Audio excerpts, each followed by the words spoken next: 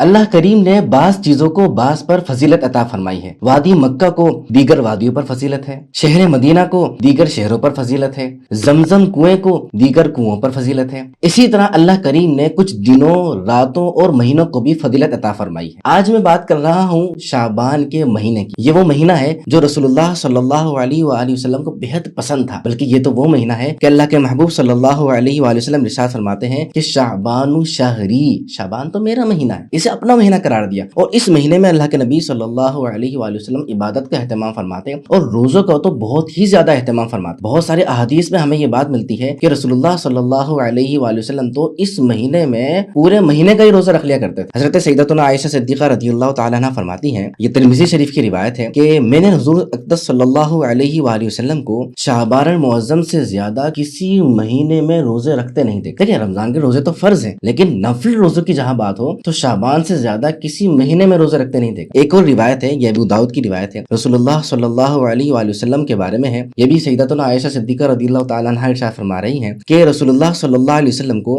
ماہ شعبان میں روزے رکھنا تمام مہینوں میں روزے رکھنے سے زیادہ پسند تھا، کہ اس میں روزے رکھا کرتے اور پھر اسے رمضان سے ملا دیتے۔ بلکہ بخاری شریف کی روایت میں جو بات بیان کی گئی ہے نا، وہاں سے سیکھنے کے لیے ہمارے لیے بہت کچھ ہے۔ اللہ کے محبوب صلی اللہ علیہ وآلہ وسلم کے بارے میں ہے کہ رسول اللہ صلی اللہ علیہ وسلم پورے شعبان کے روزے رکھا کرتے اور فرماتے اپنی استطاعت کے مطابق عمل کرو کہ اللہ پاک اس وقت تک اپنا فضل نہیں روکتا جب تک تم اکتا نہ جاؤ۔ اسے معلوم ہوتا ہے، یہ بات کلیئر ہوتی ہے کہ بندہ اتنا عمل کرے جتنا ہمیشہ کر سکے، یعنی کہ ایک دن تو ایک منزل قرآن کریم پڑھ لیا، دوسرے دن پڑھ لیا، تیسرے دن پڑھ لیا، لیکن ڈیلی ہر شخص ایک منزل قرآن پاک نہیں پڑھ سکتا۔ لہذا عمل تھوڑا ہو لیکن وہ عمل ہمیشہ ہونا چاہیے۔ جو زیادہ کر سکتا ہے، استطاعت زیادہ ہے تو زیادہ کرے، سبحان اللہ، اس کی تو بات ہی کچھ اور ہے۔ حضور صلی اللہ علیہ وآلہ وبارک وسلم تعظیم رمضان کے لیے شعبان کے مہینے کے بارے میں ارشاد فرماتے ہیں کہ یہ وہ مہینہ ہے جس کے روزے رکھنا تمام مہینوں میں روزے رکھنے سے زیادہ افضل ہے۔ اور اس کی وجہ کیا ہے؟ اس کی وجہ رمضان کے مہینے کی تعظیم ہے۔ ایک اور حکمت بیان کی گئی ہے کہ رمضان سے پہلے شعبان کے مہینے میں جو روزے رکھے جاتے ہیں، اس کی وجہ یہ ہے، اس کی حکمت یہ ہے، اس کا ریزن یہ ہے کہ رمضان کے روزوں کی پریکٹس پہلے سے ہو جائے، تاکہ جب رمضان کا روزہ آئے تو بندہ چست ہو، توانا ہو، طاقتور ہو، اور اس کی پہلے سے پریکٹس ہو، تاکہ رمضان کے روزوں میں اسے تکلیف زیادہ نہ ہو، بھوک پیاس کا احساس زیادہ نہ ہو، اور اس کو آزمائش زیادہ نہ ہو، تو اس سے پہلے اس کی پریکٹس ہو جائے۔ کتنی حسین اور کتنی خوبصورت بات ہے۔ بلکہ ایک مرتبہ تو حضرت سیدنا اسامہ بن زید رضی اللہ تعالیٰ عنہ وہ حضور صلی اللہ علیہ وآلہ وسلم کو عرض کرتے ہیں کہ یا رسول اللہ صلی اللہ علیہ وآلہ وسلم، میں دیکھتا ہوں کہ آپ صلی اللہ علیہ وسلم جس طرح شعبان کے روزے رکھتے ہیں اسی طرح کسی اور مہینے میں روزے نہیں رکھتے۔ فرمایا رجب اور رمضان کے بیچ میں یہ مہینہ ہے، لوگ اس سے غافل ہیں، اس میں لوگوں کے اعمال اللہ کریم کی بارگاہ میں پیش کیے جاتے ہیں، اور مجھے یہ محبوب ہے، یعنی پسند ہے کہ میرا عمل اس حال میں اٹھایا جائے کہ میں روزہ دار ہوں۔ یعنی یہ وہ مہینہ ہے جس مہینے میں اللہ کریم کی بارگاہ میں عمل پیش کی جاتے ہیں۔ دیکھیں ویسے تو پیر کے دن بھی پیش کی جاتے ہیں، پیر اور جمعرات کو اللہ کریم کی بارگاہ میں بندے کے اعمال نامے پیش ہوتے ہیں، لیکن شعبان کے مہینے میں جو پیش ہوتے ہیں وہ کیا ہے؟ پورے سال کا ریکارڈ ہے، وہ پورے سال کا جو وہ اعمال نامہ ہے اللہ بہتر جانتا ہے، اللہ ہر بندے کے حال کو جانتا ہے، لیکن پھر بھی اللہ کریم کی حکمت ہے کہ اس کی بارگاہ میں بندوں کے نامہ اعمال پیش ہو، تو شعبان کے مہینے میں جو نامہ اعمال پیش ہوتے ہیں وہ پورے سال کا ریکارڈ ہوتا ہے۔ لہذا شعبان کی فضیلت ہے کہ اس مہینے کے بعد رمضان کا بابرکت مہینہ، اور ایک اور فضیلت یہ ہے کہ اس مہینے میں بندوں کے نامہ اعمال اللہ کریم کی بارگاہ میں پیش کی جاتے ہیں۔ اور ایک اور خاص بات اس مہینے کی جو ہے وہ یہ ہے کہ اس مہینے میں ایک رات ہے جسے شب براءت کہا جاتا ہے، چھٹکارے کی رات کہا جاتا ہے، ایک خاص رات جس کے بارے میں بہت سارے احادیث مروی ہیں۔ اچھا یہ جو رات ہے، یعنی مڈ میں بالکل رات آتی ہے 15ویں شعبان،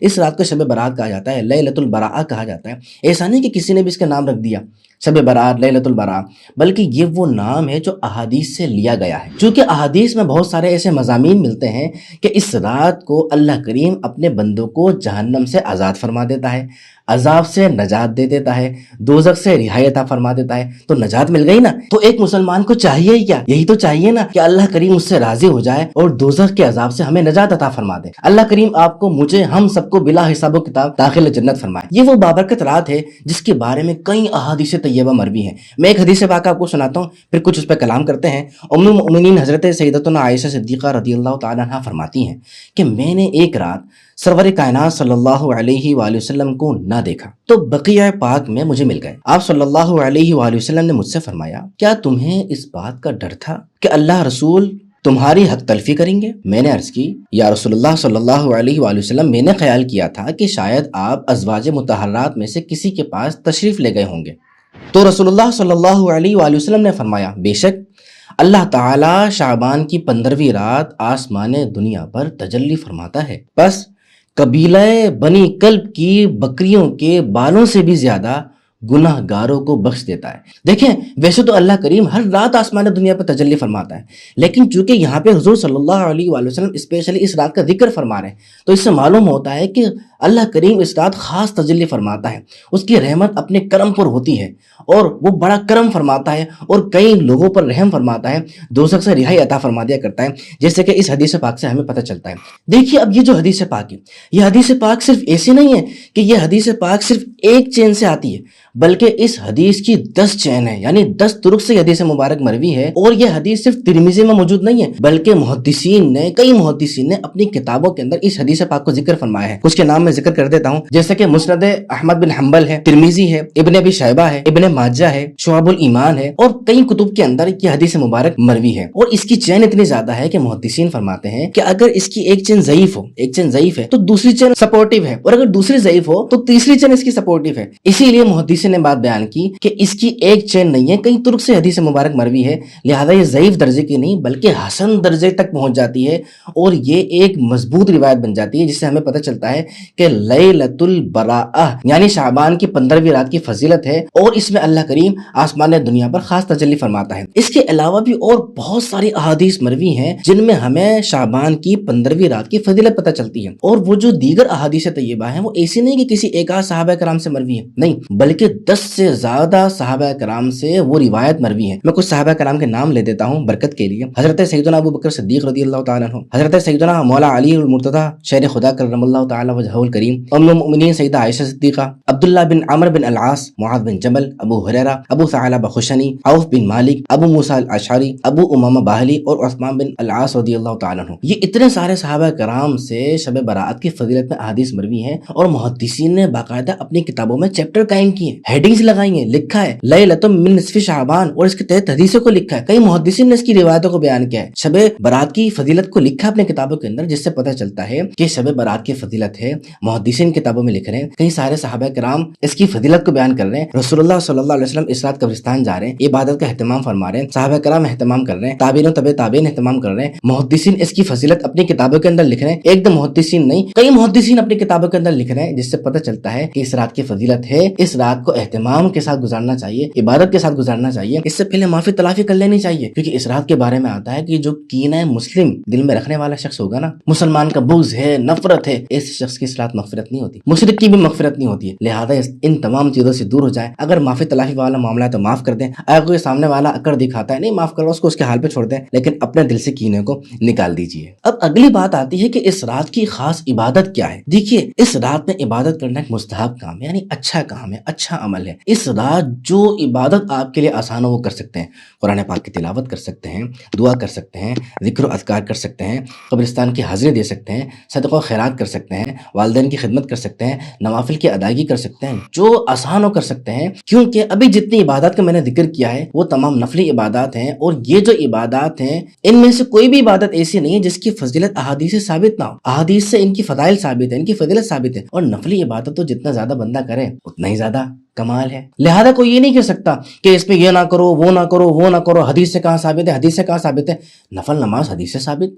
تلاوت قرآن احادیث سے ثابت، ذکر و اذکار احادیث سے ثابت، قبرستان جانا احادیث سے ثابت، سب احادیث سے ثابت ہے۔ نفل میں کچھ قیودات بھی نہیں ہے، کچھ قید بھی نہیں ہے، تو پھر پرابلم کیا ہے؟ جو عبادت آسانی سے کر سکتے ہیں کریں، اللہ کریم برکت عطا فرمائے گا۔ ہاں کچھ لوگ ہوتے ہیں جو اکیلے عبادت نہیں کر سکتے، اگر اکیلے رہیں گے تو فیس بک میں لگ جائیں گے، جدید دور ہے، ٹک ٹاک پہ لگ جائیں گے، سوشل میڈیا میں گھس جائیں گے، اپنے کام میں لگ جائیں گے، سو جائیں گے، اور فجر بھی گئی، عشاء بھی گئی، وہ مسجدوں میں جاتے ہیں، اجتماعات کا رخ کرتے ہیں۔ تو جس کے لیے جیسا آسان ہو، اس کو پتا ہے کہ اگر میں عبادت مسجد میں جا کے کروں گا، محفل میں بیٹھ کے کروں گا، تو وہاں میں عبادت کر سکوں گا، رات اچھے انداز سے گزار سکوں گا، تو وہاں جائے۔ اور اگر اس کے لیے اکیلے عبادت کرنا پاسبل ہے، اس کو زیادہ اچھا فیل ہوتا ہے، تو وہ اکیلے عبادت کر لے، یہ بھی بہتر ہے۔ یہاں پہ کوئی یہ نہیں کہہ سکتا کہ جی نفل عبادت اکیلے کرنی چاہیے، چھپ کے کرنی چاہیے۔ دیکھیں، علماء کرام پہلے یہی بات ارشاد فرماتے تھے، لیکن دور کے تقاضے کے مطابق علماء کرام نے بات ارشاد فرمائی ہے کہ جو شخص اکیلے عبادت نہیں کر سکتا بلکہ وہ گناہ میں پڑ جاتا ہے، اب اس کے لیے بہتر یہ ہے کہ وہ مجمع میں آ کے لوگوں کے ساتھ مل کے عبادت کرے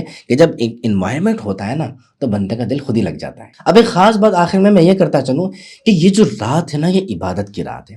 اکثریت مسلمانوں کی اس رات عبادت کرتی ہے، روتی ہے، اللہ کی پاک بارگاہ میں توبہ کرتی ہے، معافیاں مانگتی ہے، اپنے گناہوں سے پکی سچی توبہ کر رہی ہوتی ہے، آئندہ کا عزم ہو رہا ہوتا ہے۔ لیکن کچھ لوگ اس رات کو اچھے انداز سے نہیں گزارتے، کچھ پٹاخے پھوڑتے ہیں، وہ بھی اللہ کا کرم ہے، لوگوں میں اویئرنیس آ رہی ہے، سینس آ رہا ہے، علماء سمجھا رہے ہیں، کم ہوتا چلا جا رہا ہے، اور مطلب ایک عجیب سے جو ہے نا کشمکش بنا کے کچھ لوگ اس رات کو گزار رہے ہوتے ہیں، تو وہ ہیں آٹے میں نمک کے برابر۔ اور ان لوگوں کی وجہ سے کوئی کہے کہ جی یہ کیسی رات ہے، اس کو تم لوگوں نے تہوار کی طرح منانا شروع کر دی، یہ وہ، تو اس کو کہیں گے آپ جھوٹ بول رہے ہیں۔ اس سے زیادہ اور کیا کہیں کہ آپ جھوٹ بول رہے ہیں۔ اتنے سے لوگوں کی وجہ سے اگر کہیں کہ نہیں اس رات کو نہیں مناؤ، اس رات کوئی عبادت نہیں کرو، کوئی اہتمام نہیں کرو، کیا تہوار بنا دیا ہے، نہا رہے ہو، دھو رہے ہو، خوشبو لگا رہے ہو، اہتمام کر رہے ہو، تو میرے بھائی عبادت کرنے سے پہلے بندہ نہاتا ہی ہے، دھوتا ہی ہے، خوشبو لگاتا ہے، اہتمام ہی کرتا ہے، تو عبادت کے لیے کرتا ہے۔ اور کس کے لیے کرتا ہے؟ کچرا بیننے تو نہیں جا رہے۔ جمعہ ایک عبادت کا دن ہے نا، سب جمع ہوتے ہیں، اس دن نہانا کتنا زبردست بات بتائی گئی، حدیث میں کیا بات ہے، سنت ہے اس دن نہانا، تو عبادت کے لیے تو بندہ نہاتا ہے، یہ کوئی تہوار والی بات تھوڑی آ گئی۔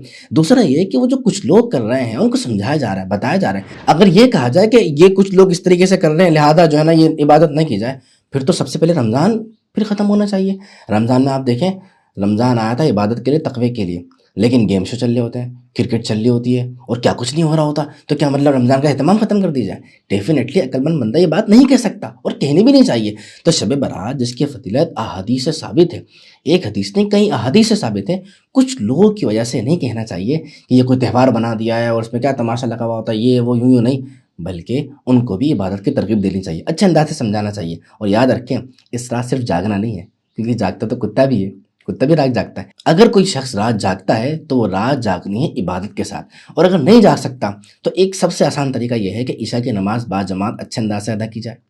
فجر کی نماز با جماعت اچھے انداز سے ادا کی جائے۔ اسے ایک ایسے شخص کے بارے میں آیا کہ یہ وہ شخص ہے جو پوری رات عبادت کرنے والے کی طرح ہے، اور جب رات ختم ہو دن کا آغاز ہو تو اس دن کا روزہ بھی رکھ لینا چاہیے، کیونکہ شعبان کے روزوں کی فضیلت تو ہم شروع میں سن ہی چکے ہیں۔ اللہ کریم عمل کی توفیق عطا فرمائے۔ اپنا خیال رکھیے گا۔